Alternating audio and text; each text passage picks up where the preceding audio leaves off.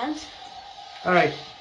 Finn right now, he's actually playing, but he's also experiencing some massive, uncontrollable hiccups. See, that was a hiccup right there. Yeah. So, I'm going to show you a little trick that my grandma taught us, all of us. And you have to sip the water 7 times. Go like this, Finn, like this. 1, 2, 1, 2, 3, 4, 5, 6, 7. All right, put the thing down. Let's see if the hiccups went away.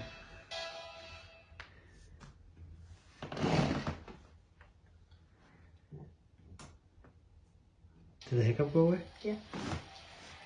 Let's see. Let's wait. I've done this before. We gotta wait.